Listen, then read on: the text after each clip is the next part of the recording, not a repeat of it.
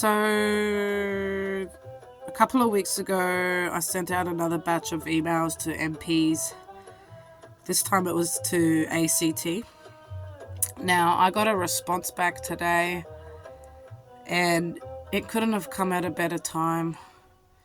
And it has given me the motivation that I need and reminded me why I started the channel, and that no matter how down and out I am, I need to keep this going. So, sorry, it's getting a bit loud. I didn't send it to all the ones. I've just sent it to a certain handful. So I got this response. Before I read it out, I just want to let you know I'm going around state to police and MPs. And so far,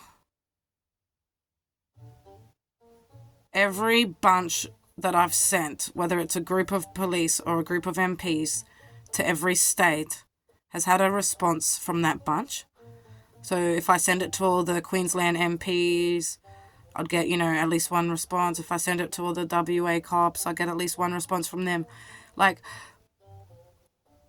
Victoria is the only state where I've sent it and no one's responded. They really don't care over there. It's so different state to state. Like, they couldn't give a fuck in that state.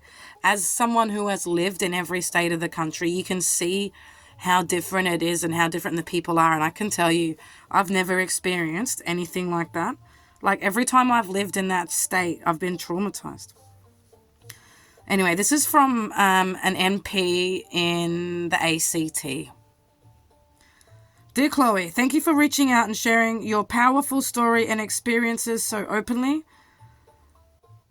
Blah blah person has read your email and the links you provided, and she is deeply moved by the challenges you have faced and the broader issues you raise about trauma-informed care and the justice and health systems in Australia. We understand how critical it is that our systems better support people living with trauma and complex health needs, and that more compassionate, informed approaches are urgently needed to prevent further harm and isolation. While systematic change can take time, please know that blah blah and her office stand with those calling for reform and better care.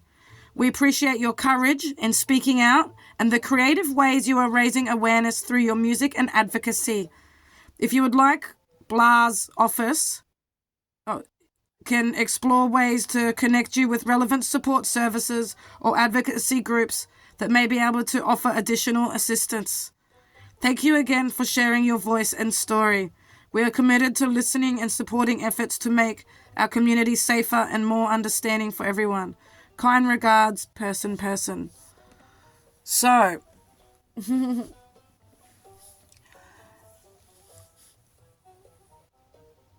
it made me think, because I couldn't remember what song, because what I do is I'll send certain videos and a certain song to certain groups of people around certain times, and it sort of helps me monitor with the views who's looking at it. Like, was it the cops in this state or the MPs in that state or the neuros in this state, and I couldn't remember what song I sent, so I went in and it was song 19 and I played it and I blasted it, and it actually remotivated me. And then I listened to song number 6, song number 12, and those 3 songs got me like back into the channel and the cause and everything. And it's like, I'm so fucking tired, I'm so scared, I'm so down and out, but it reminded me that it's not just about me. And while this channel is showing you what's happening to people, and I'm an example, I still need to keep fighting. I can't just let it take me. I have to keep fighting this fight. I have to keep jumping up and down and throwing those stones to get their attention. So I'm going to be doing stupid stuff to just get attention, because being polite doesn't, but also for someone like me to take an issue to court, no one cares. Like, you can't even get past a receptionist. If you do like something that freaks people out enough that they panic and start committing perjury and charging you with things because they're just freaking out. Or maybe even you do commit a crime, but you commit one so stupid and so small that no one really gives a fuck because you're not a criminal. You're someone who's had enough. You're desperately trying to just get help and awareness and just attention.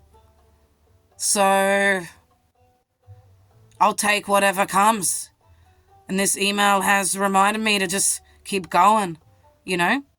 If my leg gets gangrene, I need to just cut it off and carry it, man. You know what I mean? I can't give up because it's not just about me. So I'm glad, because when I'm having these down and out moments and then I get a response like that, it's like, oh yeah, I forgot, because the responses don't come straight away. And I send them randomly. So thank you. It's what I needed to remind me to keep going.